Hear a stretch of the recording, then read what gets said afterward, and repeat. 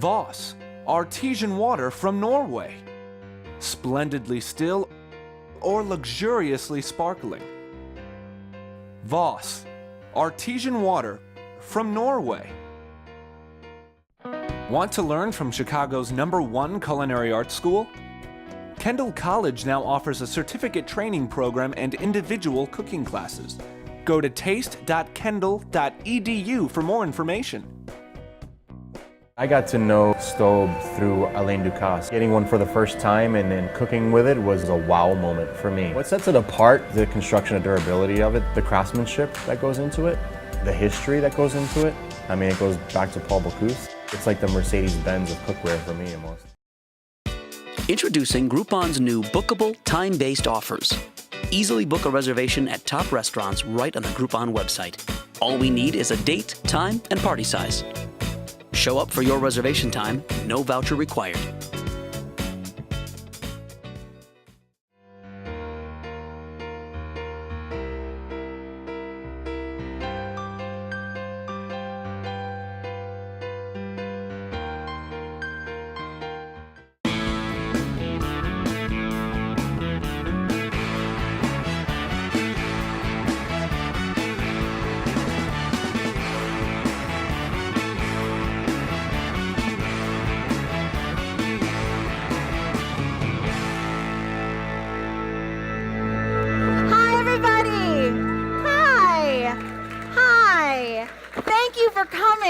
It's wonderful to have you here with me. It's great to be back at City Winery. Thank you, everybody, really, for coming.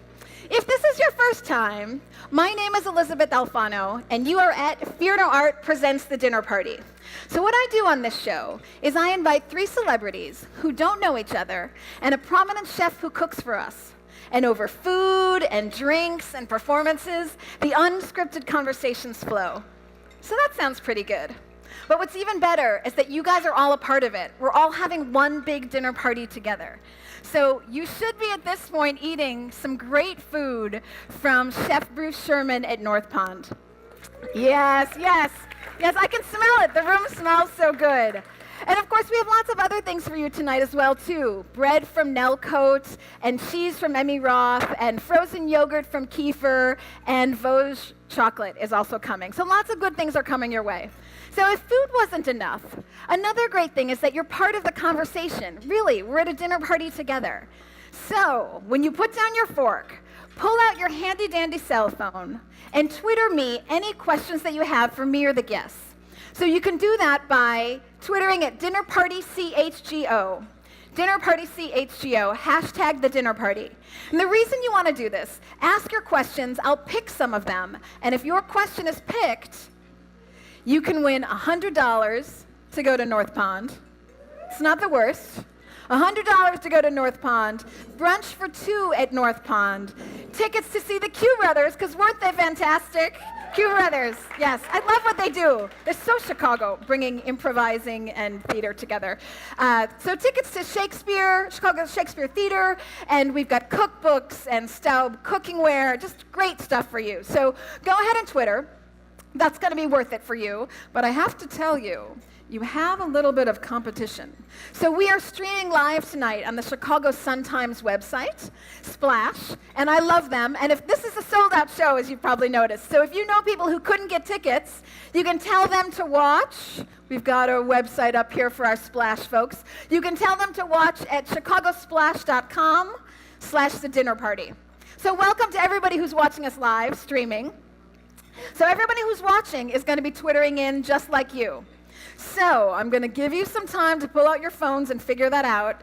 And while you do that, I'm going to thank my sponsors because I love them. So Voss, artesian water from Norway, just wonderful people to work with, fantastic water, and everything they do is so elegant. I love this about them. Groupon, which, as we all know, they support diners and they support restaurants. And Groupon has this great thing now, Groupon Reserve, where you can get a coupon deal, but you can get it at the time you want it. They're very, very smart. Kendall College, the best cooking school in the land. I love them. They are here with us again tonight. I think the reason everyone's in a really good mood is because they're having some Lagunitas beer. Could that be possible? Lagunitas is in the house, and I love working with them. And then, of course, Staub Cookware. They are just wonderful. We have some films you'll see later on. We've been working with the chef at North Pond to film him doing what he does, and Staub was fantastic, supporting us the whole way and giving us lots of things for our shoots. So I love to have them on board.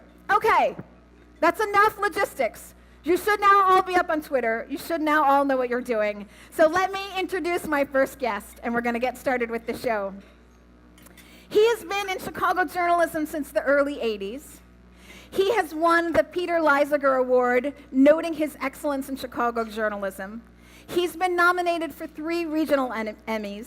He is a Chicago Sun-Times columnist and a film critic for Fox Chicago News. He is well loved in Chicago. Please welcome Bill Zwecker. Hello, sir. I'm going to put you right there. All right, very good. Thank you. Hello, everybody. My next guest is the first female Attorney General of the state of Illinois. That's awesome. That is awesome. She is the winner of the New Frontiers John F. Kennedy Award, noting her excellence and dedication to community service and her elected office. She is married to the funniest man on the planet, I'm pretty sure, the very talented New Yorker cartoonist Pat Burns, and together they have 2 lovely daughters.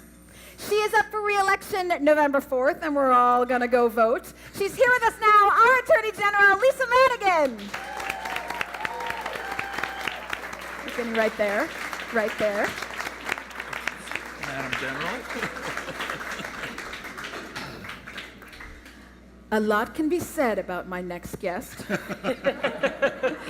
He is a cultural and civic icon. His long-standing, very well-known talk show has been running for 24 consecutive seasons. He has hosted shows internationally around the world, including England and South Africa, where he is very well known.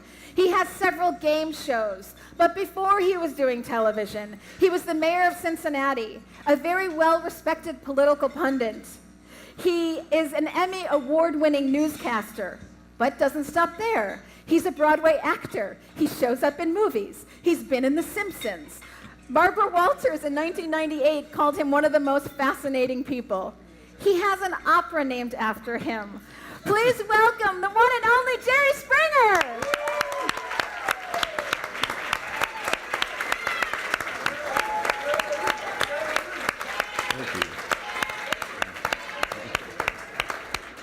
Jerry's in the house. And then, of course, I would be remiss if I did not say that the fabulous Chef Bruce Sherman is slaving away for all of us on our appetizers, on our entrees, and he's going to be out just momentarily. So I want to sit down with all of you. And, oh, thank you. And you actually, all 3 of you, you wouldn't think that you have something in common, but you do. You have a lot in common. And you're going to tell us. And I'm going to tell you about that. And those 2 are shuddering. As they should be. Not really. But it's hard for me to focus on the 3 of you when I know that the chef is working so hard. So let's take a peek in the kitchen and see what the chef is doing right now. Hi, I'm Bruce Sherman, chef and partner here at North Pond in Lincoln Park, and we're cooking for the dinner party. Welcome.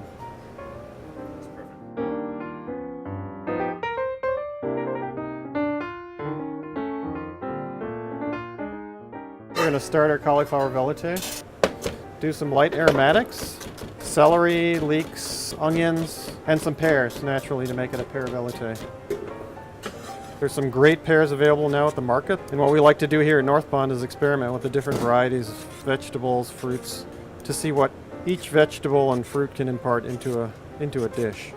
Cut them in small pieces again. Try not to cut ourselves on camera. So we'll take it and we'll put it into the pan. We'll hear the nice sizzle. The pan's hot. A little bit of salt. At the same time, I'm going to cut what's called Romanesco broccoli or Romanesco cauliflower. Cut some of these florets off as garnish. They look like little alien space creatures. All right. So I'll take some heavy cream in a pot. I'm going to put a few rosemary sprigs inside the cream to release their perfume into the cream that we're going to later introduce into the soup. Now we're going to make the couscous. We're going to take purple cauliflower and orange cauliflower. We're going to take a French mandolin, shave some of the cauliflower.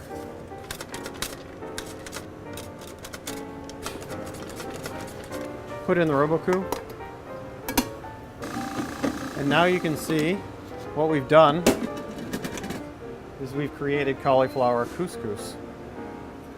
Strain the cream into the vegetables inside the soup. We're going to take our cauliflower directly from the pot into the cream. If you wanted to, you could add the cauliflower into the base without blanching it, but the smart approach would be to come to North Pond and order it. I'm going to add a little bit of stock to fix the consistency because I know what I can expect in the blender. While we're letting that going, we're going to finish our couscous. I'm going to add some couscous. Hear it sizzle. I'm going to add a sprig of rosemary. I'm going to add a pinch of salt, some white pepper, and the garlic. And we're going to very quickly cook the cauliflower. Surprise, surprise. Oh, so tasty. Now we're going to finish our soup. We're going to take our pot with the cauliflower and the vegetables in it over to our blender.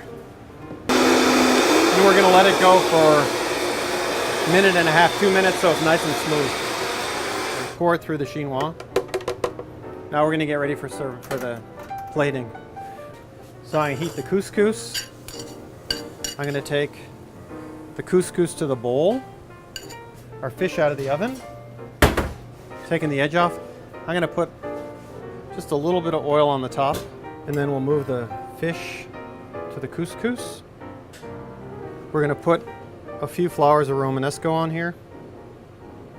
Red wine poached pear that I made, just to accent the fact that we've got pear in there. And then we want to finish it with a little bit of toasted almonds. And then we're just going to pour the velouté on the outside around the fish in the bowl. And then we're ready to eat. Here it is, the smoked Arctic char with purple and orange cauliflower, Romanesco, and red wine pears. Bon appetit. Enjoy. We'll see you later for the main course.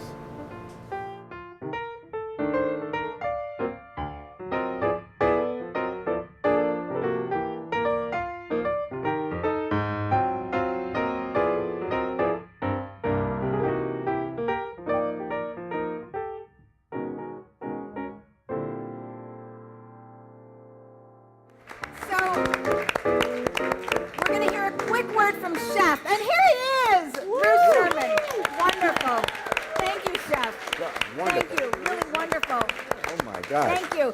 So I have a quick question for you, Chef, because it. he's working, of course, still in the kitchen on our entrees, but I wanted to ask you a quick question. So when I told everyone Chef Bruce Sherman is on the show, everyone gives this sort of warm sigh. Oh, North Pond.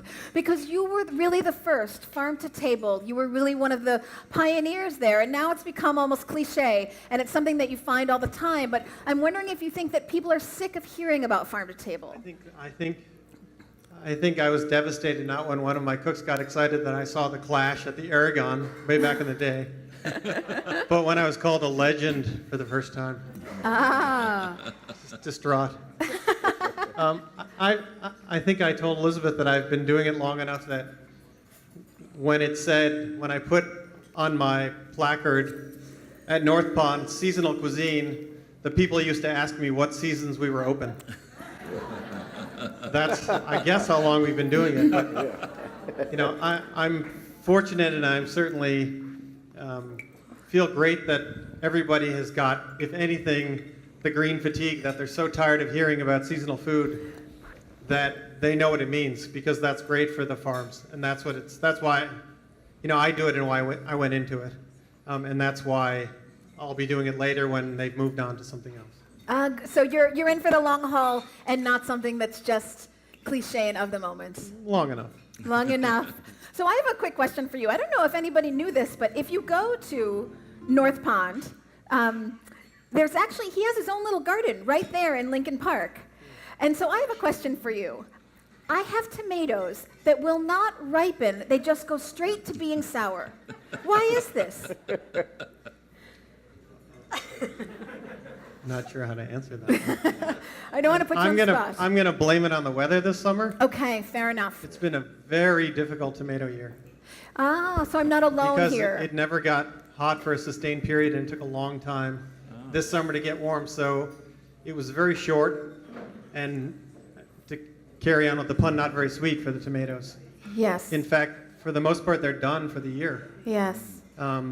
So what was worse than the polar vortex was the short tomato season. Yes, I feel the So short Elizabeth, tomato it's not season. you. Okay, thank you, thank you, thank you. Tomato. Well, I'm going to let you get back to the kitchen because I know that you are working hard on our entrees, and the faster he gets done with our entrees, the sooner you can belly up and join us to the can't wait. table. Okay, thank you. Wonderful. Thank you, Chef. Thank you. He's so talented. And you can see by his personality, he's so modest. Really, we have lots to talk to him about when he comes and joins us at the table. But for now, I have the three of you. And when I was looking over your resumes, not including his former life, but just including his current life, when I added the three of you together, cumulatively, you've been at your particular craft for a total of 76 years. So That's all Jerry. That's not all Jerry. Okay, just for that, I'm going to start with Lisa. So I'm wondering how the three of you stay on top. What do you think are really the qualities of success that have kept you still going after all these years and still so connected to your audience? And at the same time, you've been at it for so long, you've probably seen a lot of people who have fallen by the wayside. And I'm curious what some of the common pitfalls are that human beings can run into that they sort of trip themselves up. I'll start with Lisa. Again, I was going to say that's all Jerry, human pitfalls. But, I think something that probably does tie the three of us together is it's just hard work. So, Yes. Maybe some folks get out there and make it look easy, but you're always working and you're always engaged with people and you're always trying to, make sure that you're doing something that they want to be done. And I think Yes. that makes a huge difference. Now, in terms of the pitfalls, I think any of us can talk about that as well, because we certainly have all seen it in our respective areas. But, it's kind of like the tragic flaw. It's ego, it's love, it's money, and, the pride and all that. That's the downfall, when you're so much about yourself and not about, other people.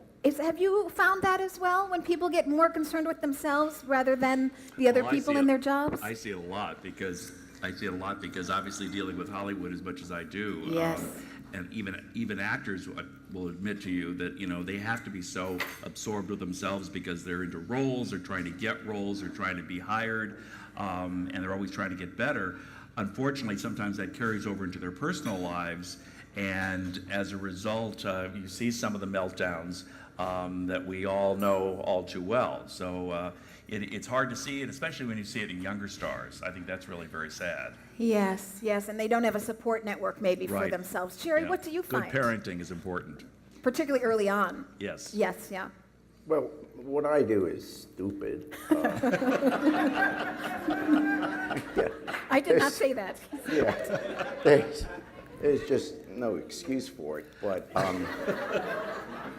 I think in terms of keeping a level head, I would think, and it's just through my experience, is if you're talking show business, I think it's better if you live a life first, and then you become well known. And where so many of the stories you have to write, where these kids go off the deep end, Right. it's because they start out in junior high and high school being the coolest kid in class, either the best looking or the best athlete or the best singer or whatever, and and they're surrounded by sycophants their whole life, and all of a sudden they're 22 and they're world famous, and they honestly believe their own headlines. Because, as we all know, we're all exactly the same. Some of us just dress better and get luckier. But, we're all alike. Everyone wants to be happy. Yes. And you get upset if you're not, and you try to be a good person. 95% of the time, most of us are good people. And every once in a while, we do something we shouldn't do or something like that. But I have found, certainly in the crazy show I have, is, the final line is, we're all alike. I mean, the people on my show, for example, are no less morally correct than the people that dress in the finest neighborhoods and wear the best suits and go to the best schools. All you have to do is open any newspaper in America on any given day, and by the time you get to page 3, I've got 20 shows. So, you know. You'll be at it for a while, Jerry. Yeah. So I keep, you know, that's kind of the attitude I have is because someone dresses up and is wealthy and speaks the King's English, you know, we're lucky. I'm the luckiest person in the world. I mean, I think I'm a nice guy and reasonably bright, but I don't have any talent. How the heck am I making it in show business? No, I don't have talent. That's true. But I happen to host a popular show, and because if you're successful in one thing, someone else offers you a job in something else. There has never been a job I have that I've applied for. Okay, except mayor, which I ran for. I'm going to help you with that. So that brings me to my next question, because I'm not sure that I agree with you 100%. So I would say yes. Really, well, then I'll have to leave. Yeah. No, just keep drinking. Yeah, so yes, I agree that we're all pretty much the same. And you had said, you know, we're all looking for love, and I would say everybody wants to feel valued. Everybody wants to feel that sense of purpose. Yeah. But I would disagree that you have no talent. Now, maybe you're not thinking talent in the Hollywood kind of sense of talent, or, you know, singing and, well, actually, we'll come back to that in a little bit. But you have something that connects you to your audience, and I'm curious for all of you, but I'll start with Jerry. What do you think it is that endears you to your audience? Well, that's your judgment, endears. I mean, but I just think I'm like everybody else. I'm like all my friends. Among my friends, I'm not the funniest guy, I'm not the best looking guy, I'm not the best athlete. I mean, you know, we're all alike. We're backstage, and we each have different occupations, and we're normal people. Most people are reasonably polite. The language differs based often on education or how your parents raised you. But we are all alike. You go to the store, you go to a ball game, you're sitting next to someone, hey, how you doing? Oh, is that your seat? I'm sorry, I'll move over. I mean, this business that we classify ourselves, usually because of income and fame, that these are the people and here are just the masses. No, and so, you know, what works is probably because the people turn on the television set, and regardless of what's going on stage, they look at me and, hey, I'm just like him. I don't feel threatened by him. But you don't feel that it's your sense of warmth. There's something about you in particular. My mother taught me to be polite, so I'm polite, but so are all my friends. Yes.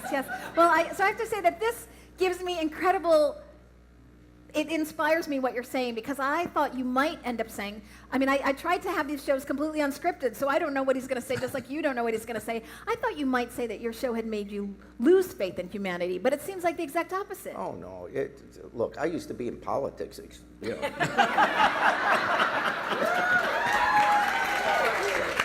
I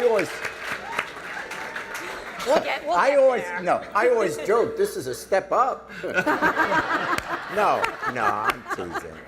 I do have to say that I think politics has to be the hardest job. I think the only thing tougher than being a politician would be a taxi driver. That would be, That's the other thing I really want to do. Is drive taxis. Well, that's interesting if you guys have other jobs. What would you do if you didn't do politics? Oh, I don't know, but I've always thought it'd be fun to be a taxi driver. Which That's my the husband worst job in the world. Well, it depends how you drive. Yes, right. Well, fair where enough. you drive. And where you drive. Yes, fair enough. But I think Jerry's point is a good one.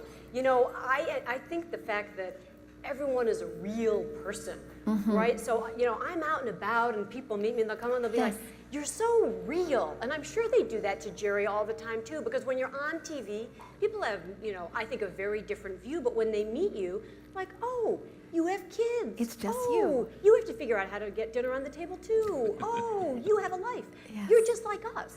And Yes. once people realize that, I think it, you know, does endear you, as you say, to them. That's very true. I run into the same thing because, you know, I guess part of it is I've always seen myself, even though I spend my life really talking to some of the most famous people on the planet, I look at myself as being a conduit. I'm there because not everybody there can sit down and talk to Meryl Streep or to Lindsay Lohan or whoever it might be, and therefore it's my job to kind of ask the questions and sort of be the conduit to the public, but I'm not that person, you know? I'm like everybody else. I'm just lucky enough and have had the opportunities to have that access. And I think that kind of gets back to what Jerry was talking about in a way. I think success sometimes is not just pure talent or education, but it's also, a lot of it is luck, And a lot of it is timing, and a lot of it is knowing this is an opportunity, I have to take advantage of it.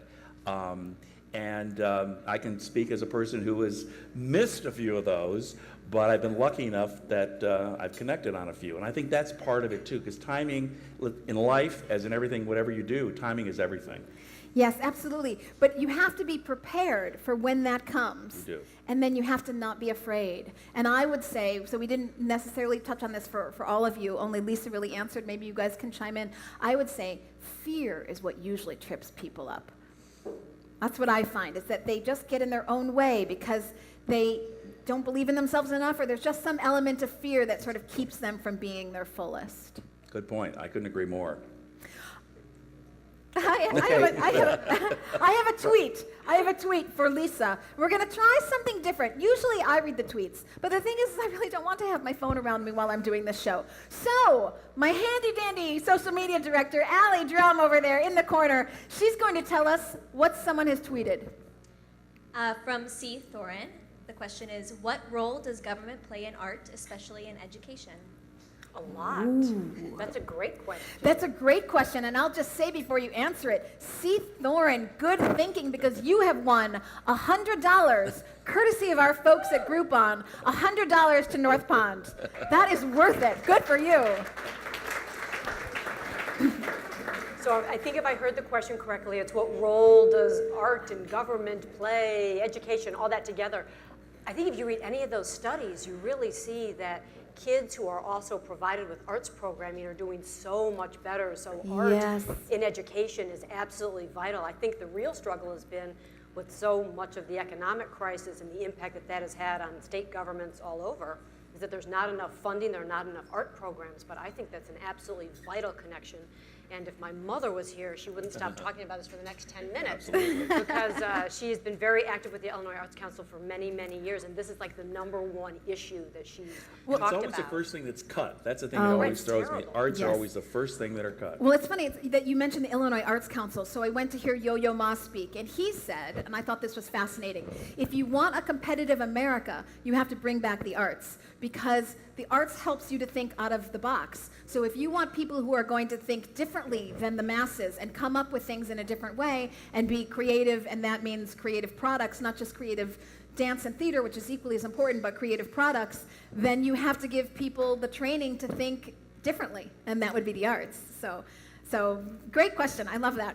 Okay, since we're on politics for just 2 seconds here, there was a moment when everybody thought you might run for governor, but no, I'm jumping right to president. Does that interest you at all? I'm hoping that Hillary runs. Yay, me too. Okay, so I asked this of Lisa, but really I should probably ask it of Jerry. What about you? I will not be the first woman president. There's still time. Yeah. Without major surgery. Without major surgery. Actually, if I could have any job in the world, yes, what would you do? If God came to me and said, I'm giving you another life, and what job would you like in this life? There's no greater job in the world than President of the United States. I was born in England, so it's not even possible.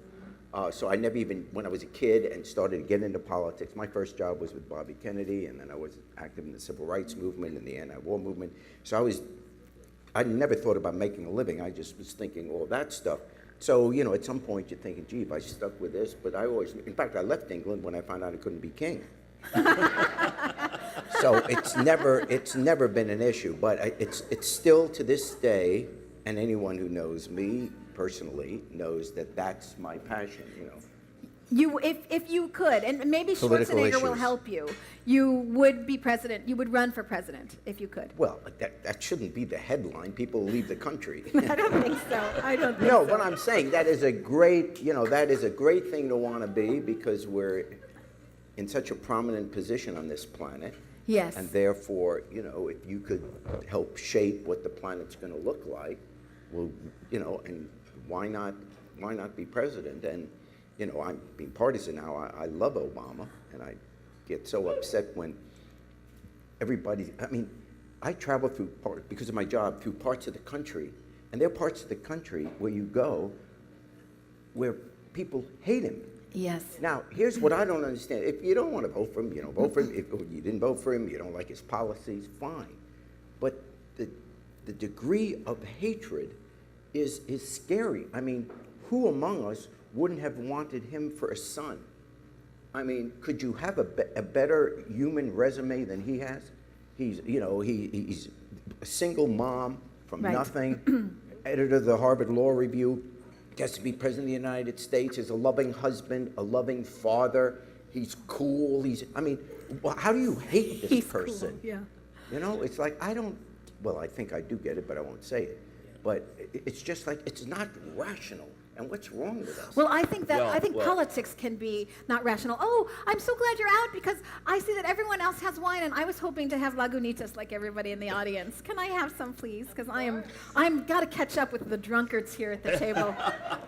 Wow. So sorry. I was just going to say one thing. Maybe you didn't want to say it, but I still think that a part of that is, and it's a terrible thing to have to say and admit, but I still think that there is an underlying, and maybe not so underlying, degree of racism that is involved with those people that have that kind of hatred. That's all I can think of. Well, what I find fascinating, and I remember this very early on, do you remember when he was first elected? It was in that first year, and he wanted to address students in schools. Yeah.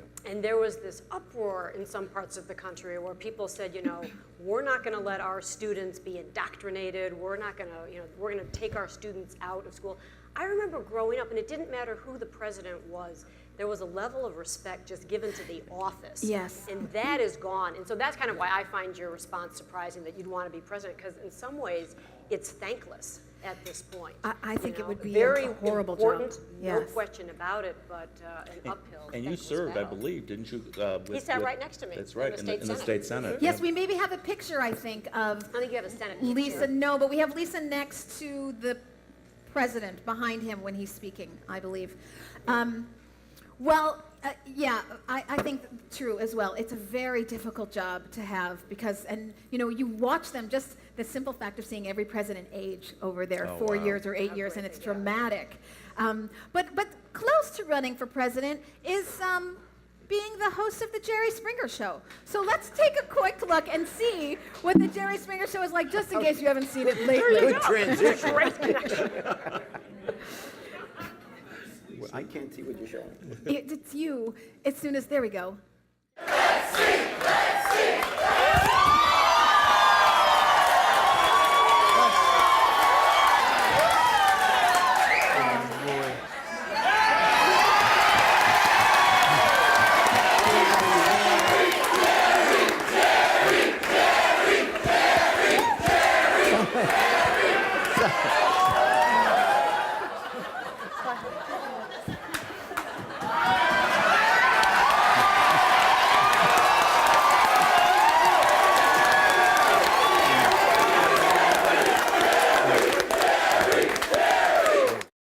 Would you like to see the list? I'm just trying to check one name.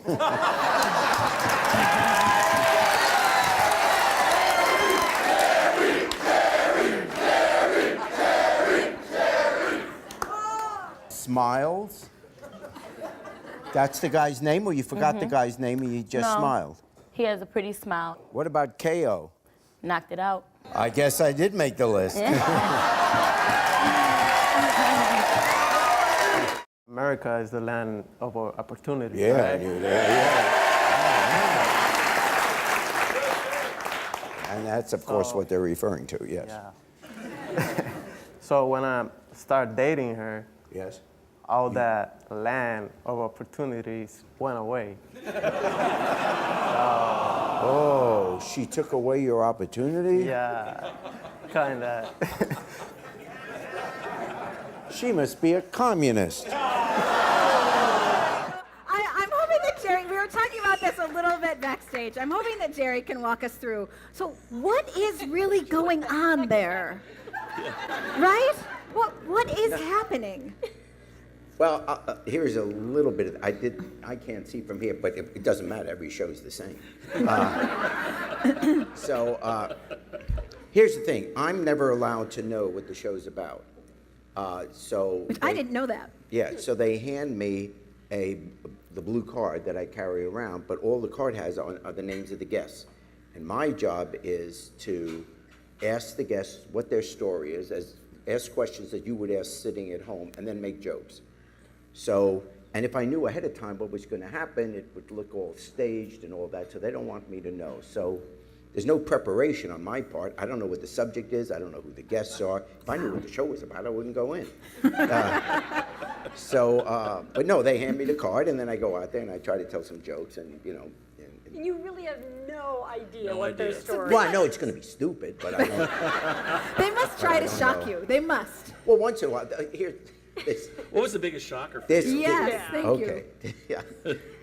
There was this guy who married his horse. Well, we did a follow-up show. The horse left him and all that. But anyway, but anyway, it was a guy who married a horse. But I didn't know that. So the first guest, I come out and I look at my card, and there's this guy sitting on the chair in the middle of the stage, like we always start a show, and I see his name's Bob. Let's say Bob. I say, "Hey, Bob, what's going on?" He says, "Well, I'm having trouble with the neighbors." "Why?" "Well, they don't like my wife." "Why don't they like your wife?" He says, "I don't know. She doesn't cause any trouble. She keeps to herself." But, well, I can see this is going nowhere. So I look at the next name, and it's Pixel. So I say, "Okay, let's meet your wife, Pixel." And out comes this horse. Oh, no. Now, I'm thinking, as any normal person would think, that poor Pixel has fallen off the horse backstage. So I go, "Oh my God, stop the cameras. Is she okay? Someone get backstage." And the producer is screaming at me, "No, that's his wife." So that was the biggest surprise I ever had. So that only makes me ask my question again. What is going on? He and all loved those his people- horse. No, No, I mean- actually the cameras went to his home. He lived about 50 miles outside of St. Louis, and the hallways were extra wide because the horse did live. It was in the newspapers. The horse did live in his house. Okay. Indoors with him. Okay. You're looking at me Well, like I'm crazy. It is. The show is okay, and then we should get off the show. But the point of the show, this is the derivation of the show. I was anchoring the news, Yes. and we'd been doing it for 10 years. Won some Emmys. And it was a pretty dominant news show in terms of ratings and all that. And anyway, the company that owned the NBC affiliate of the station in Cincinnati where I did the news also owned talk shows. They owned Phil Donahue, which obviously we all know here in Chicago. Phil Donahue, Sally Jessy Raphael, etc. Well, Phil was getting close to retirement. So the CEO of Multimedia, which was the company that owned the affiliate, took me to lunch one day and said, "Phil's getting close to retirement. We're starting another talk show. You're going to host it." And I said, "Well, I enjoy doing the news." He says, "You can do both. You know, we'll fix the salary." But so I'd get up in the morning, because we were in Cincinnati, fly to Chicago, do the show during the day, and in the afternoon fly back to Cincinnati because I had to do the news every night. And I did that for 2 years, and but it was a normal talk show. Boring, but normal. And we had political people on. We had Jesse Jackson on, Oliver North. I mean, it was a normal show. There were 20 talk shows on the air at the time. This is 1991. And they were all trying to be like Oprah, go after the demographic, which at that time was referred to as middle-aged housewives. So Great. it's not called correct now, but that's what they called it then. And along came Ricki Lake, and she was the first talk show to go after the kids. When I say kids, I mean high school and college age.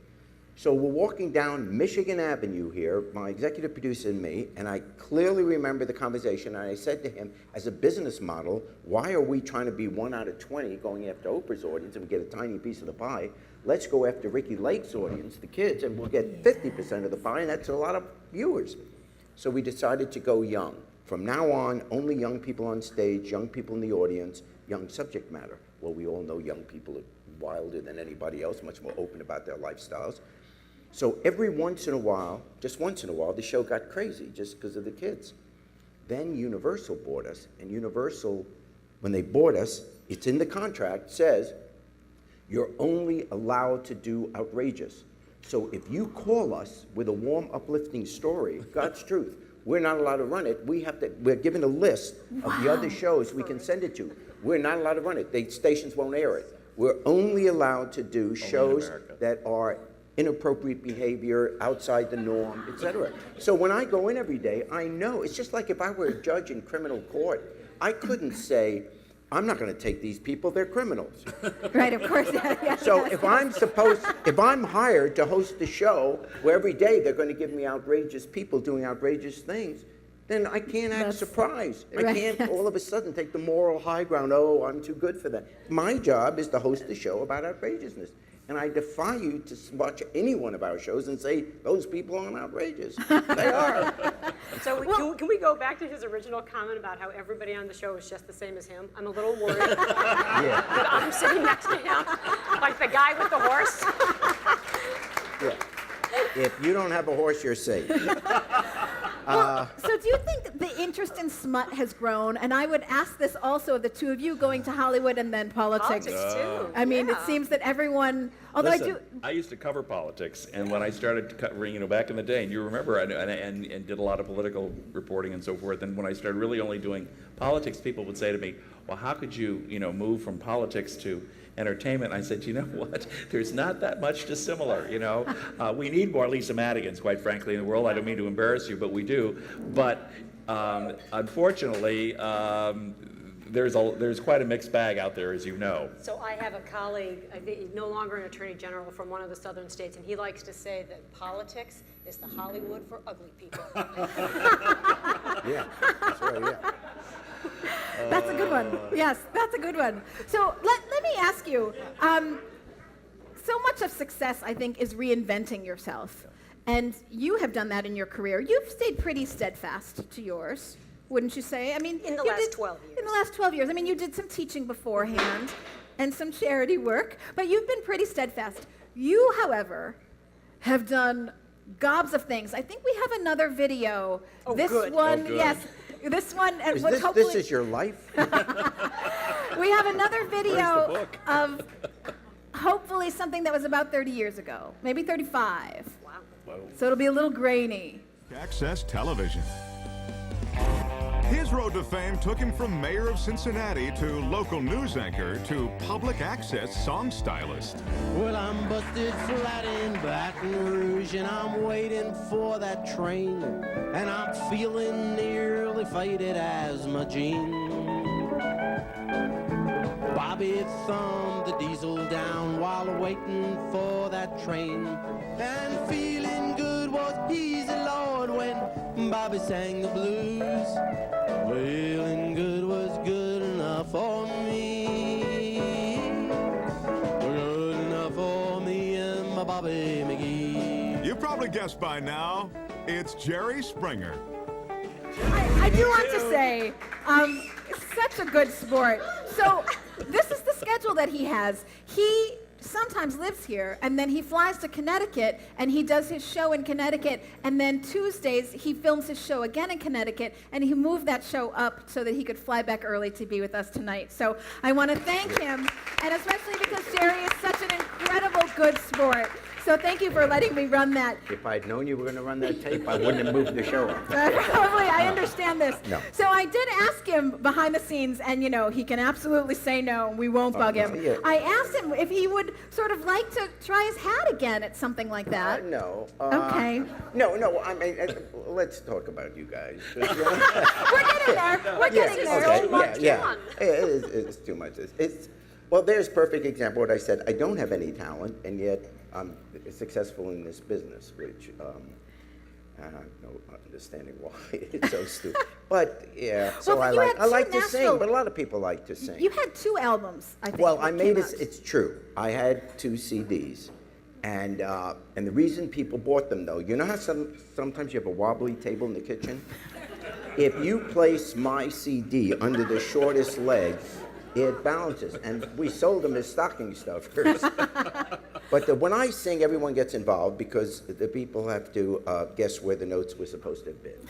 So they're yelling out, "That's a B flat." No. Could we get you to sing a bar or 2?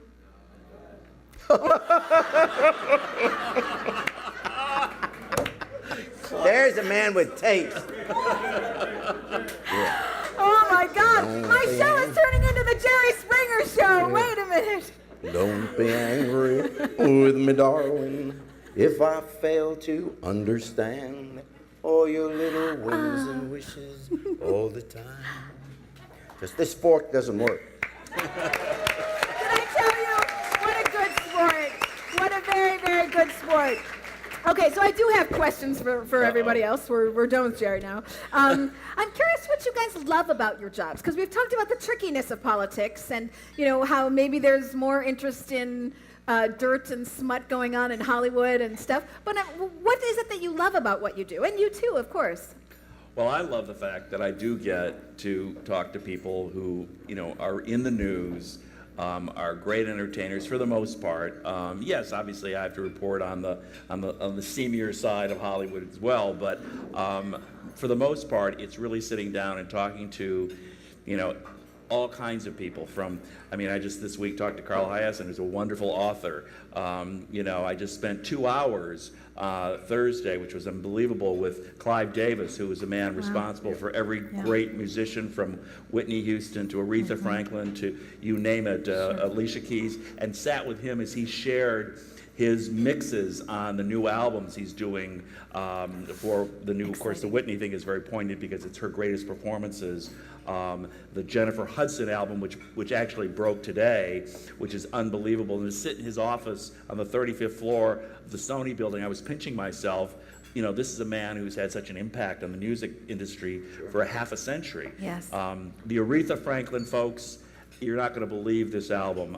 She sings every great song by every great artist, from Barbra Streisand's People to Etta James, to everybody you can think of, and makes it her own. And at 73, Wow. her voice is as good as ever. And just sit there and do that. So that's one of the things I love about my job, the ability to do that and then come back and write about it or talk about it on television.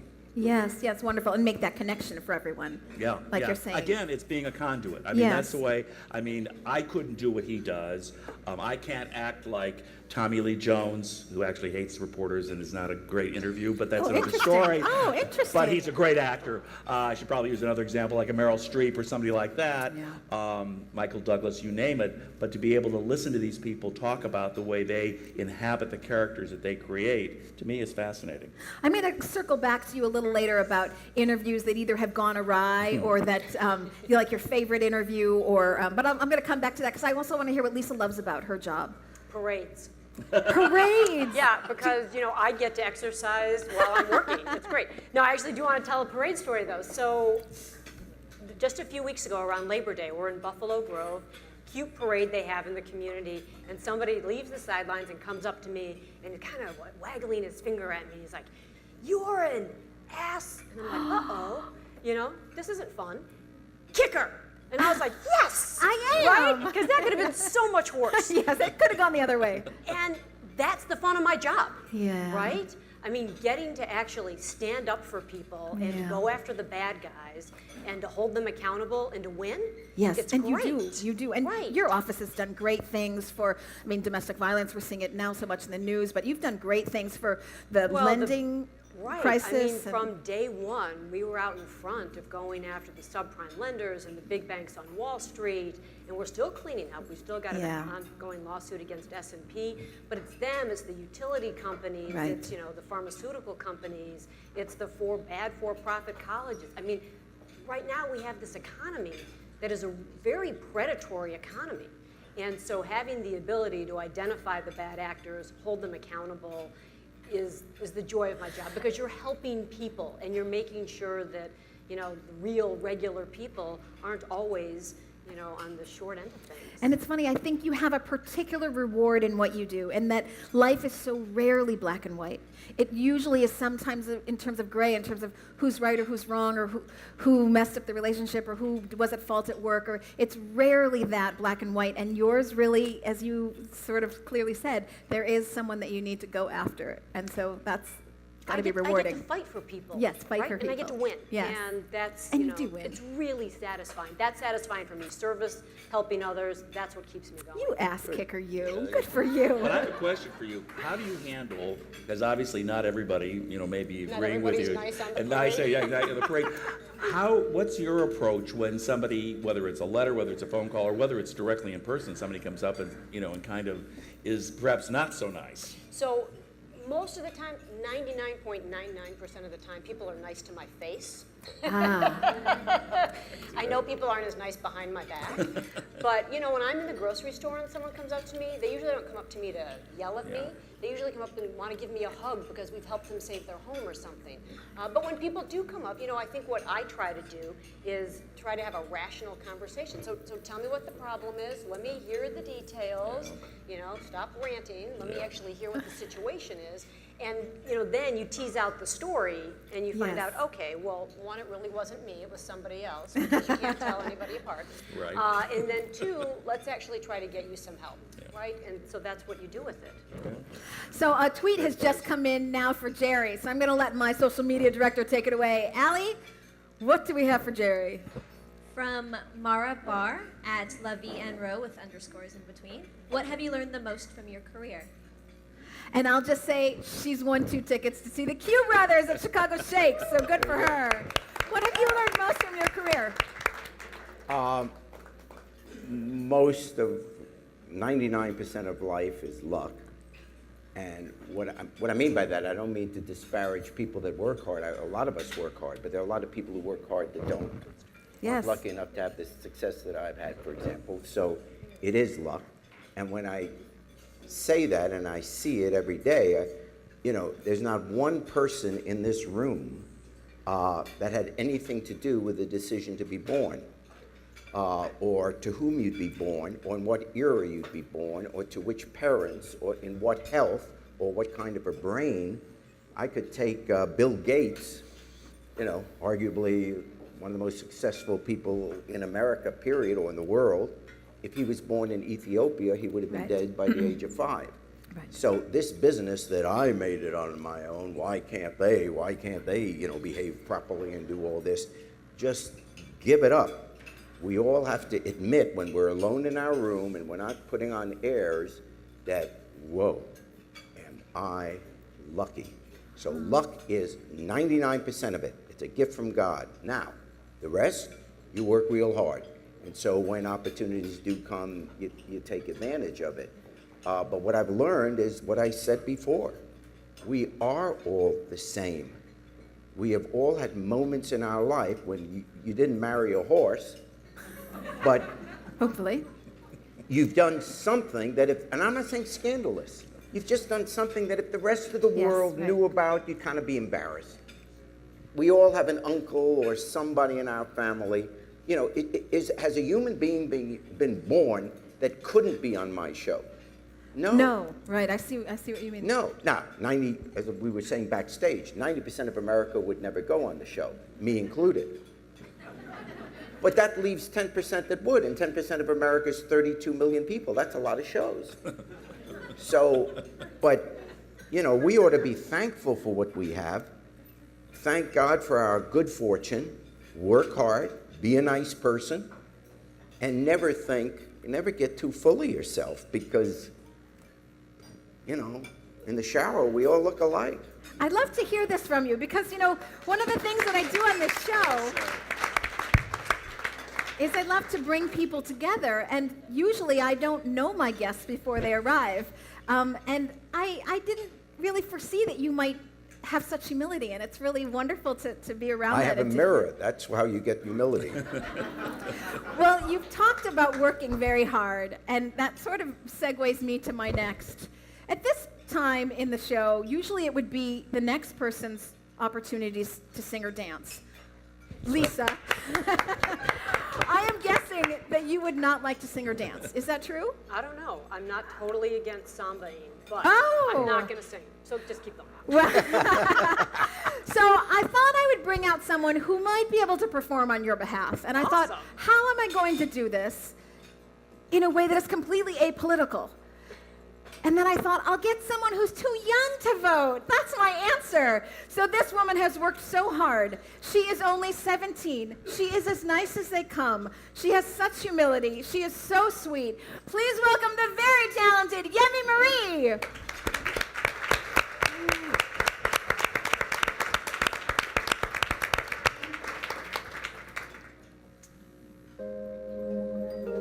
How you all doing?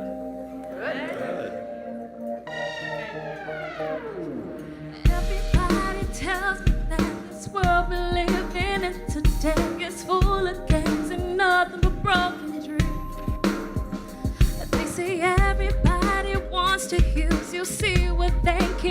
proud of you. They tell me I just don't understand.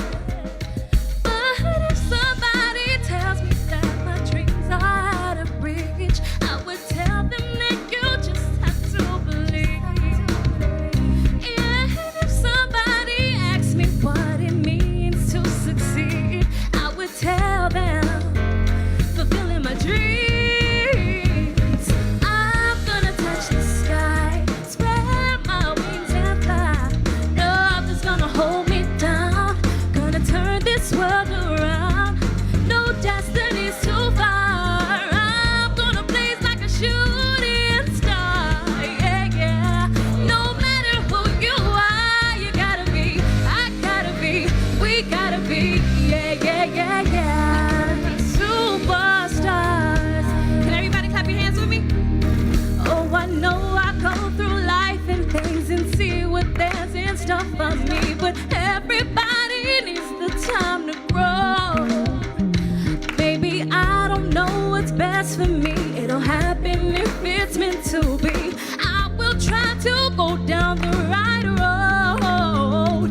But if somebody tells me that my dreams are out of reach, I would tell them that you just have to believe. And if somebody asks me what it means to succeed, I would tell them fulfilling my dreams. I'm gonna touch the sky, spread my wings and fly. Oh no, no destiny's too far. I'm gonna blaze like a shooting star. Yeah, yeah. No matter who you are, you gotta be, I gotta be, we gotta be. Yeah, yeah, yeah, yeah. I hear all the things that people say every day, but I won't let those things get in my way, in my way. Oh, I spread my wings and fly. Turn this world around. Oh yeah. Shooting star.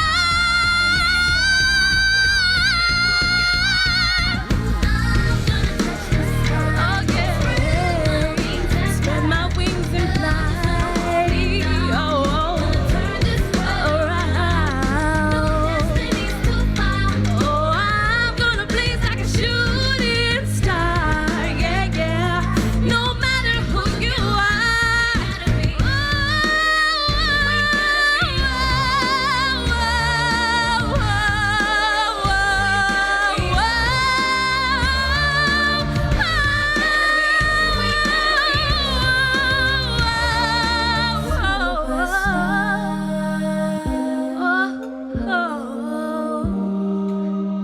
Superstar.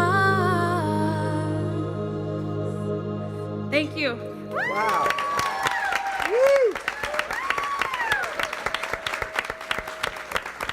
Now, before I leave, my name is Yemi Marie, and there's a table over there before you leave with free CDs, so you all can all take some.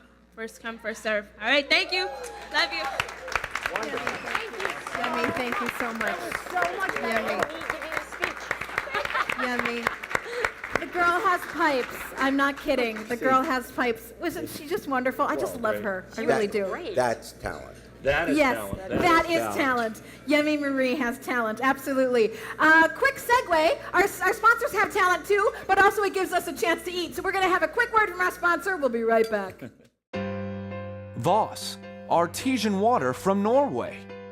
Splendidly still or luxuriously sparkling. Voss, artesian water from Norway. Want to learn from Chicago's #1 culinary arts school? Kendall College now offers a certificate training program and individual cooking classes.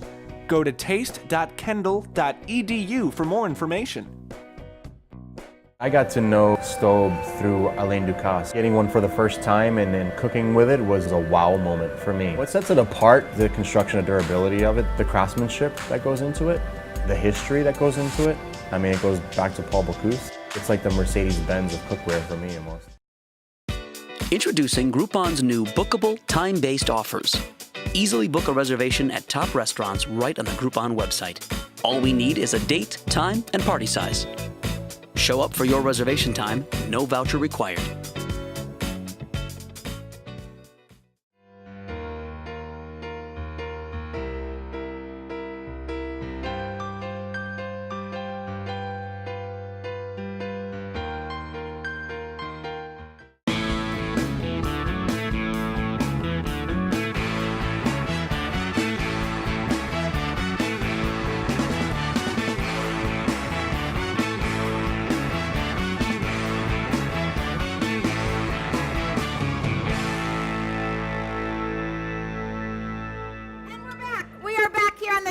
With Bill Zwecker, Lisa Madigan, and Jerry Springer, and all of you. And I have to say, everybody who's watching on the Sun Times, you're crazy not to be here because this food is so good. It's delicious. It is so absolutely good. So I have a question for Bill. Uh-oh. Coming back a little bit to what we were talking about before, if you have a favorite interview, but also I'm curious if there's anyone that you see in Hollywood that you feel really gets an unjust rap, that the media just picks on them and they're misrepresented, really. That's a good question. There are a lot of people. First of all, on the positive side, a lot of people that I've really loved interviewing. I mentioned Meryl Streep earlier. And why did you like? I can guess. Well, but I'm curious. there are a couple people. The thing I liked about her is she's one of those people. She may have 50 interviews for television. You know, we do these television junkets, yes, which I'm sure many of you see pieces of around the country, and they bring in reporters from all over, and you have literally 5 or 6 minutes with them. But with her, she acts like you're the only person she's talking to for the entire day. And there's a freshness and so forth. There are younger stars as well, and Angelina Jolie is exactly the same way. She's so even-tempered and great in present, and it's terrific. One thing I'm finding is a lot of the younger actors today, whether it's Ryan Gosling or whoever, they're very intelligent. I mean, they're not just there because they've got pretty faces and they know how to look good in front of a camera. They're intelligent. They're picking roles that they want to play. Sure, they may be doing the big blockbuster thing, but there's a whole depth to them. Robert Downey Jr. is one of my favorites, and of course we've seen him go from the ups and downs, and it's so great. I think largely, his wife, who is from this area, Chicago, is largely credited, and he credits her with, keeping him on the straight and narrow and dealing with his demons a day at a time, and he's done a great job with that. So that's good. In terms of people that have gotten a bad rap, I think today there's really not that. I can't really think of anyone. I think a lot of time the people who get a bad rap have brought it on themselves. Really?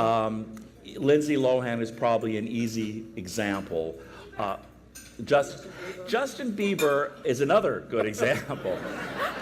But here's a good example about that. I don't fault Justin as much as, they're surrounded by people, whether it's their publicists, their managers, their parents, who, see them as a meal ticket. And they're not caring about what they're exposed to, the clubs, the parties, the drugs, the parties, the drugs. Yeah. Did I say drugs? You got that. And it's unfortunate, and therefore they're out there and they do, I think, get that reputation. But today, because everyone is a reporter, everyone has a camera, every phone is a camera. So when people see things, and they record them, and you've got 50 people recording the same thing, chances are it's accurate. People can't say, oh, that's taken out of context. Oh, you misquoted me. There's a lot of things out there today. For as bad as a lot of things are with the internet and Twitter and the rest of it, the good thing is it does shine a light sometimes on bad behavior that needs to be shown. That's the tricky thing with social media, because the problem also is age. I mean, I have a personal thing when someone's kid gets in trouble. Unless it's something that's so over the top and so public that you have to report on it. But if, for example, a couple days ago, there was the son of a well-known actor, got arrested for a DUI. Hello, how many DUIs do we know of friends and so forth? This kid is only famous because his father's famous. Right. I did not report that because I didn't think that was of interest. That's, goes against my who cares factor. Also, it's about the kid didn't choose to be so-and-so's son. So, kind of what you said, Jerry, earlier, we don't pick who we're born to. So that's part of it. But I will have to think about somebody that I think it's a bad rap that doesn't deserve it. But you have someone. I was going to say, and who would that be? Who would that be? Look at how nice I'm sorry, I was just clearing my throat. We should take, that was a good number. I'll be your straight man anytime. What about you in politics? Do you feel that, there's I mean, was Blago as crazy as he really seemed? Yes. I mean, Of yeah, that's what I course. thought, yeah. No, he seemed like a complete lunatic, yeah. Yeah, I mean, I refer to the time when he was governor as, the Blagojevich reign of terror. Yeah. Because imagine, right? So for anybody in the audience who's a lawyer, he had actually directed the directors of state agencies and the general counsels that they weren't even allowed to talk to me. They weren't allowed to talk to our office. Well, by the way, everybody, my job is actually to represent the state of Illinois. Yes. So that doesn't work, Yeah. right? On any given day, I have 30,000 cases that I'm defending the state on. We seriously had to FOIA information Oh my gosh. to defend our clients in court. I mean, so beyond crazy. Yes, yeah, no, well, just listening to those tapes. I mean, I have to say, I don't watch TMZ or any of that sort of stuff, but the Blagojevich tapes I thought were fascinating just for the content of swear words, the plethora, the breadth and width of what he was capable of getting out. I thought was really impressive. Well, it's interesting because there's certain people in politics who you thought, the thing that always struck us in the media about, I mean, here is a fellow that was given incredible opportunities because of who his father-in-law was, Dick Mell, for those of you that might not know that. Whether it was state rep and then congressman, he could have been in Congress forever. If he could have been a do-nothing governor and, gone on maybe even to something else. And I think of him, I think of Jesse Jackson Jr. as another situation of someone who, although for most of his career, I think most people would say was a very decent congressman, and then, then things went south. Whether it was greed or and ego depression. or whatever. Didn't he have depression? That's what they say. Supposedly. So they say. I have a tweet that has just come in from Bill, and of course I don't know what it is. Only my handy-dandy social media director knows. What is it? From Sarah Han, how do you leave your work behind when you're off the clock, or are you never really off? Ooh. That's a very good question. But wait. She has won, before you answer that, she has won a Kendall College cookbook and some Staub cookware. You can see what she's won right here. Oh. Our lovely friends at Staub. We cook with them all the time. Thank you so much, Rachel. So are you ever off the clock? I force myself to be off the clock. Good for you. Discipline. It is hard today because our business is 24/7. We don't have deadlines. You have to tweet and so forth. And I do force myself. I just spent a couple of days on Long Island and really tried to stay away from work as much as I could. I did go to Italy for 2 weeks, and it was terrific on vacation. And as hard as it was, I would go several days without looking at my Doesn't it feel phone. good? It does feel good, and you have to do that. And I think no matter what your profession is, I think we've all become so connected Phone to these dependent. things. Yes. That we need to turn them off and we need to get away from them. I'm sure you find that in your life. Things do come up, of course. If somebody, some major story happens, that's different. But for the most part, I try to turn it off when I can. Just give your mind a break. Yeah. I've also heard that tango dancing is a bit of a break. Uh-oh. Maybe we have a video of Bill tango dancing. There's that possibility that we might see a little Bill on break. See, Jerry, you're not the only one.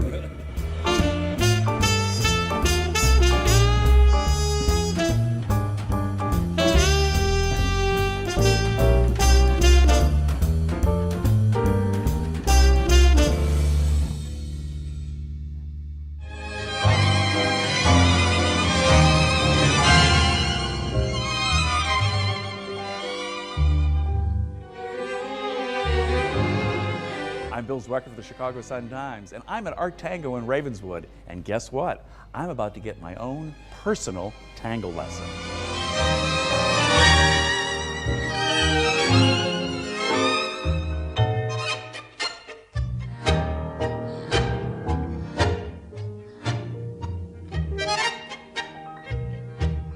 Again, so we start to the side with our left, 2 forwards. 1, 2, and wait. And now we go forward with our left and right to the side. And we'll finish. That's it. That's tango. Oh, so simple. Yeah, so if you can walk, you can do this. You can walk, you can tango. I like that. Yes. 2, 3, and wait. All right. So first side, open your hand. Yes. Perfect. Great. Side and forward.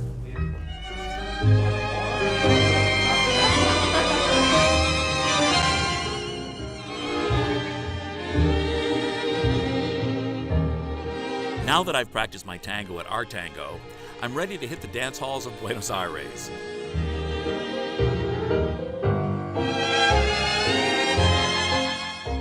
Don't forget to join us next time on Behind the Scenes with Bill Zwecker.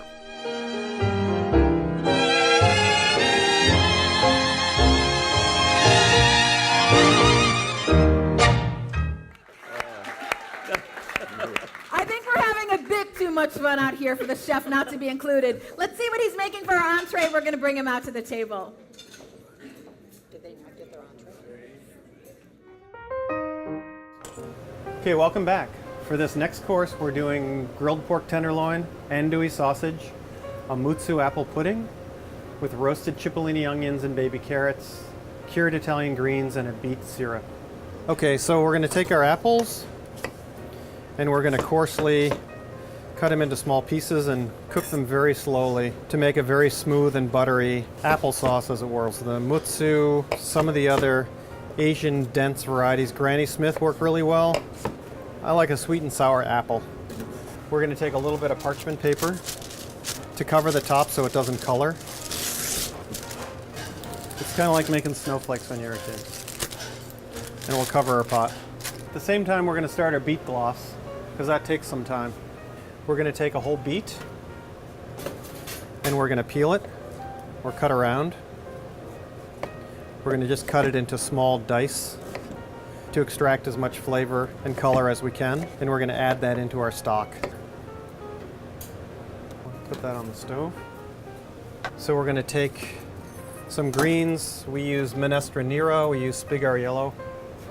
We're going to take some garlic. I'm going to cut it in half. You could equally, if you want, crush it with the side of a knife.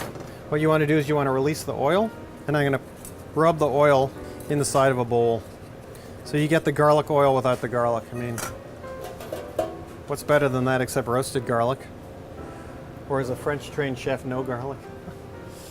So I'll take our greens, I'll put them in the bowl, and I'm going to take some salt and some white pepper, a little bit of olive oil, and we're going to just lightly coat the greens. And we'll put that to the side for a good couple hours. You could also do it overnight if you wanted to. And we're going to roast our vegetables next. I'm going to take some cipollini onions. I'm going to take some carrots. We're going to take some whole garlic, maybe just a couple of pieces, some thyme, and some whole bay leaf. I'm going to take oil again to really accentuate the nature of the vegetables. And we're going to toss it. And then since they cook at different rates, I'm going to put the carrots in one container, some thyme, and then we're going to put them in a 400 oven. I'm going to take the apples, which have been softened over 45 minutes. You can see here, it's quite soft. And I'm going to put them into my blender. You can see how smooth it is inside the container. Again, I'm going to put it through a strainer. All right, we're going to check our vegetables. Oh, look at that. Look what's happened to our vegetables. They've gotten nice and roasty, toasty brown. We're going to strain our beets. Strain the liquid. Transferred the color and the flavor from the beets to the liquid. And again, we're going to bring this down again until it's nice and tight. So here's our pork. grilled pork tenderloin and a house-made andouille sausage. We get our pork from farmers we know and trust. Everybody's heard that. It's really important to consider how they're raised, not only the variety of the pork, but whether they're humanely raised, whether they can roam and what they're eating. We're going to take our apple pudding, nice and creamy on the plate, our greens. We put our onion down, our pork medallion down. Then we're going to take a little bit of our gloss and just drizzle it on the plate. We're going to take some of our ginger snap and just put some pieces in for crunch. And again, this is our grilled pork tenderloin, andouille sausage, roasted cipollinis, baby carrots, ginger snap, and beet gloss. Thanks again for coming tonight. Please come see us at the restaurant in North Pond in Lincoln Park, where we cook seasonally and you can watch the weather change outside the doors.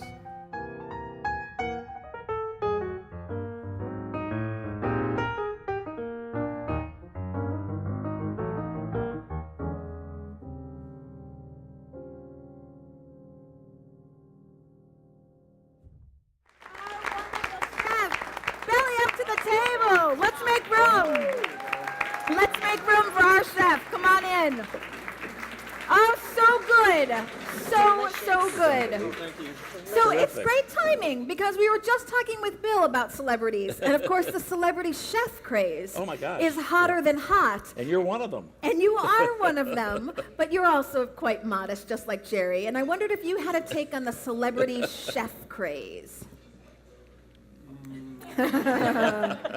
Yes, it is, isn't it? Yes, it is, yes. I don't know. It is something a la mode in culinary terms in the last, 5 to 7 years. You guys know, you watch TV. Right. You watch these shows that my family watches, and I have to stay in the other room because I live it. It's it's entertainment, right? Well, it's not real. It's real. Actually, it's part of a trend that is more than just the cooking. It's the democratization of entertainment brought about by technology, and I'll explain that has happened over the last 20 or 30 years. You are doing something that most homes someone is cooking. So all of a sudden there is an immediate interest. The audience has become the entertainment. That is what has changed from 40 years ago. Throughout history, we would all sit in an audience and watch professionals perform. And then all of a sudden with technology, starting with talk radio, and then with the internet, and then with the iPhones, and now all of a sudden, we, the audience, start entertaining ourselves. And so you have reality television, where the audience is it, and the interest, singing. Everyone sings in the shower. So all of a sudden you have American Idol. You have, the audience is participating, is trying out, the audience votes, and there's a significant audience in America that cooks every day.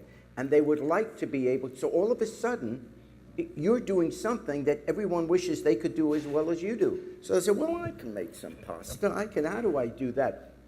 And that is what television has become, entertainment has become. We are entertained by things we do in our own lives every day. And even though we can't cook as talented, in a talented way as Bruce and a lot of the other great chefs have, you all have helped raise the bar of the taste level in this country. I think it's really true. People now are, buying kale, or they may not make what you make as well, but it's going to be a hell of a lot better than the tuna casserole that Grandma made. Chicago's a leader in that. We're really, sort of neck to neck with New York. But I'm wondering if we've hit saturation. Chef, what do you think? I think the danger I see is the lines getting blurred between the professional chef and the professional entertainer. Yes. And so I don't disagree at all. In fact, I think it's great for the culinary, not only the culinary scene, to have such a sort of bustling culture here in Chicago, but it's great that everyone's learning more about cooking, and it's raising the bar and it's pushing us to go higher and further. But I think there's a danger when everybody all of a sudden becomes an expert, or those chefs on TV who are not necessarily the best cooks but the best entertainers become something. It's a danger to those of us who have plied our trade in the kitchen have come up through the ranks or have done it in a more sort of steady, evolved way. And people are paying attention, and I think that people oftentimes don't know the difference between someone who's a great entertainer and someone who's a great cook. Sure. You can taste it. Yeah, you can taste it, but on TV you taste with your eyes, right? Right. Yeah. So it doesn't really matter, and most of the time the other food's thing styled. you don't know is on TV, you don't know, especially with Food Network or whatever, you don't know about the 30 people that are behind the scenes Making who it, have yeah. made everything Oh, if boom, you have so it your looks own great. kitchen, you Yes, know, with like- 30 people. And I'll tell you the one danger that you may not know about as a TV watcher or as a food culture person is the damage it's done to the expectations of the young cook coming into the kitchen. You know, if it's, I suppose, akin to someone coming out of law school and expecting that to become Attorney General. We've got cooks coming out of culinary schools and expecting within 6 months to be a a year, star. they're going to get a coat with their name, a position, a responsibility that they just can't do. I think the expectation problem that I have is that you watch shows and then I'm back in my kitchen. I'm like, okay, so mac and cheese. You know, because I'm never, so if you go out to dinner, you have this lovely dinner, but I never have the time and I never have the kale. Not that I actually want to eat the kale, but sometimes it's very There's good. some on your fork, but it's It was not- delicious, but that's because you cooked it, right? Like I can't recreate that. So I have the expectation problem of you get accustomed to nice food and then I can't make it. But how many, the complaint you raised, which is an accurate one, but how many singers that you interview say, who are these people on American Idol? Why, they should have come up the way I did. I had to work the circuit first, and then eventually I would get to make an album maybe, and someday it would catch on. Now kids come on, America's Got Talent, American Idol, all those shows, The Voice, and instantly they can think. And yet you talk to some of these great singers, and they say, they're just popular because everybody voted for them in a TV show. But how it's long? the same complaint that entertainers have, that you're having, which is fair. Yeah, and of course, a lot of those people on American Idol, they're there for that moment. A lot of them, 2-3 years down the pike, If where are even. they now? Sure, because there's no way around hard work. No matter what your craft is, you really can't get, we talked about that early in the show, Yeah. is that what really makes you successful and long-standing. There's no way around the work, and you're not going to be able to do that in 2 years or 18 months or one stage. But one of the nice things about it is that people are now being educated about food itself, nutrition, what foods are good for you, less processed, farm to table, seasonality, just different nutritional aspects. And we're looking at better food in our schools for children. So all these things are great just to heighten the education level. But it is interesting how entertainers and chefs are becoming one. The Food Network was just here on Saturday, and that was really obvious to me that day. They were here at Ravinia. Citywide. At Ravinia. They were Ravinia, yes. Okay, I have another question for Chef, and I maybe have a tweet. I'm not sure if I do. If I do, Allie, just shout it out. If I don't, oh well. So restaurants are an incredible amount of work. How many hours a day do you work, and how do you keep from burning out year after year? Boy, how many hours? 10 to 14 normally. How can you withstand that year after You know, year? persistence, diligence, craft, passion. Yes.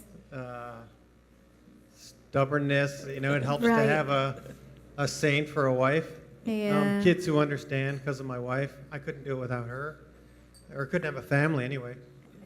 It's a hard life. Right, it's a hard life. There's Not for the for all the meek glamour. of It's heart. a very hard life. But we do it. Those of us who do it because we're genetically different. We have to do it.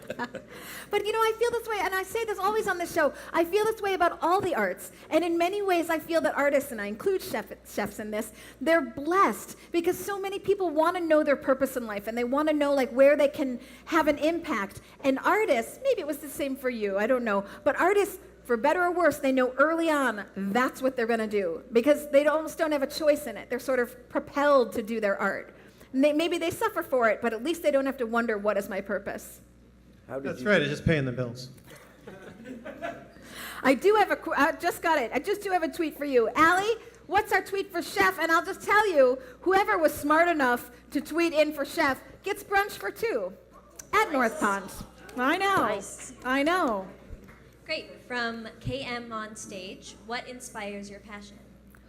Nice. What inspires your passion, chef? My genetic predisposition. So you have no choice. I don't know. What inspires me, the love, the passion for what I do, the fact that I can do it, the fact that I'm obsessed in an unnatural way with food. What inspires me is each new season, I suppose. Yes, in terms of what goes on the menu and what I eat and what we cook. It's the fact that I suppose we live in a place, in a city, in a region where we can enjoy the seasons that a lot of places in the country cannot. But isn't that also very hard on you? Because we have one long season, which is basically brown. And white. And white. But the vegetables are brown, if even at all, during the white season.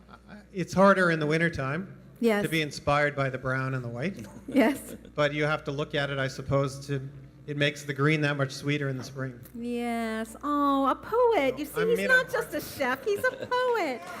Okay, but you did say that you are genetically predisposed to think about food abnormally, something like that. And I would like to know then, because you're obsessed, what kitchen ingredient, so not a utensil, but an ingredient, can you not live without? What's the obvious answer? Salt? Well, I hold up. Butter? Butter. So I was going to say onions. You can't do anything without onions. Garlic. That must be your husband. Is that your husband yelling garlic? No, I don't think No, so. okay. No, see, garlic. Okay. Onions are part of the aromatic trinity, the onion, carrot, Sure. and celery in the French kitchen. Sure. Garlic, on the other hand, is very Italian. Yay! If I had to live without garlic in my kitchen, it would not be that difficult because I cook, I'm trained classically in the French style, and we just don't use that much garlic. If we do, it's rarely used in a sort of forward way.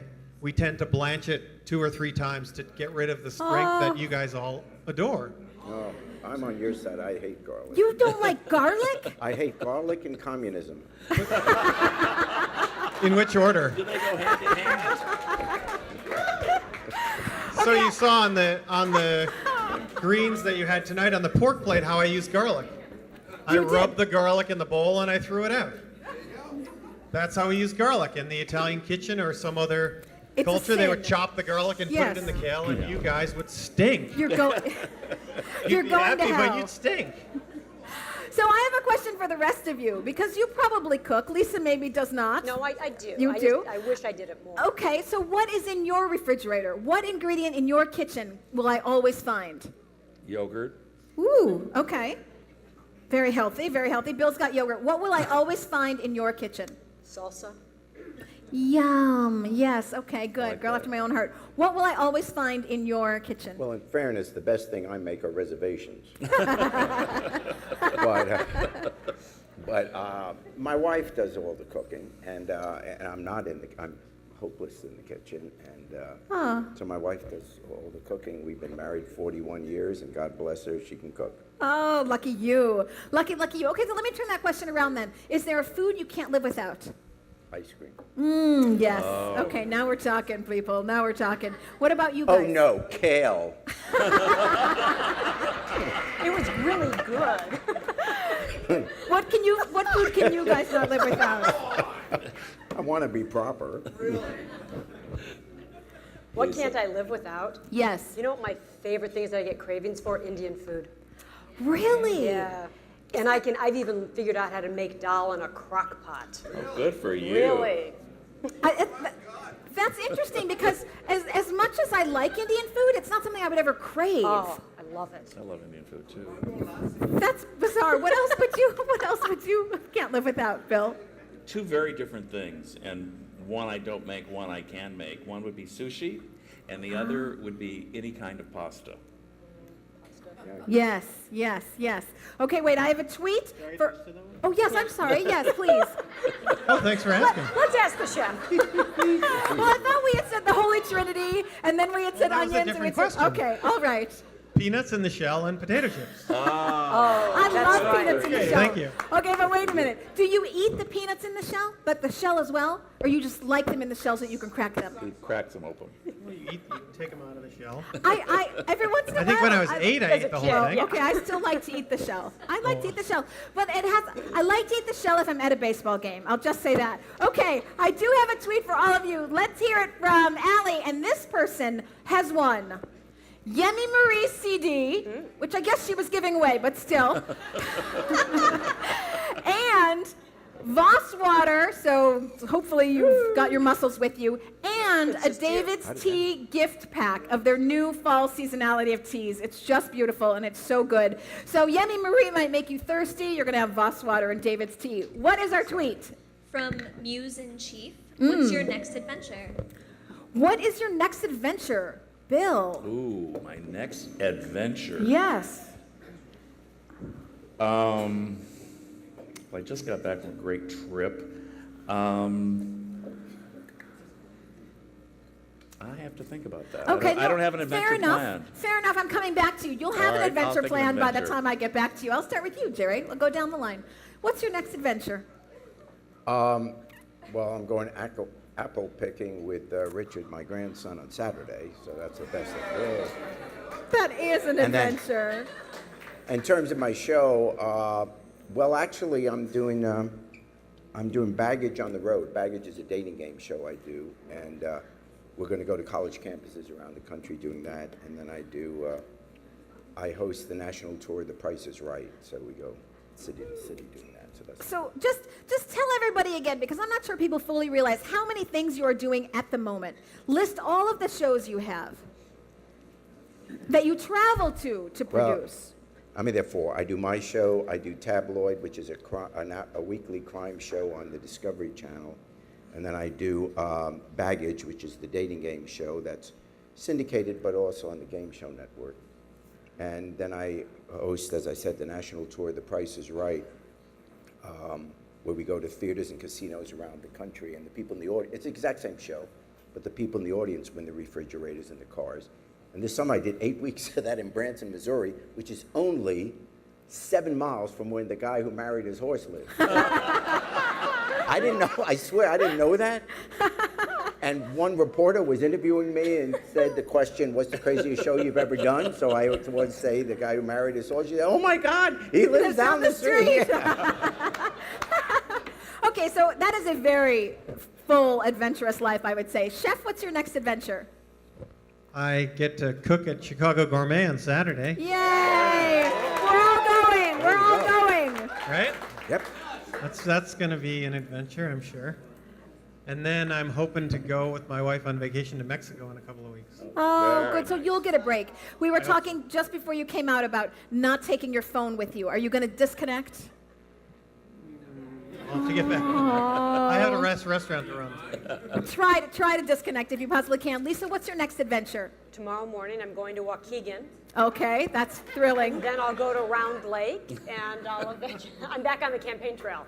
Yes, of And, course. In fact, on the campaign trail, don't you think Yemi's song would be a good song for It's the a campaign great trail? song. I want my kids to hear her song. Yes, It's okay, good. well, we'll get you a CD. Excellent. I've got strings. Okay, so you're local for a while. I'm in the state, not leaving the border. Fair enough. And November 4th, I will be voting for you. Yeah. Thank you.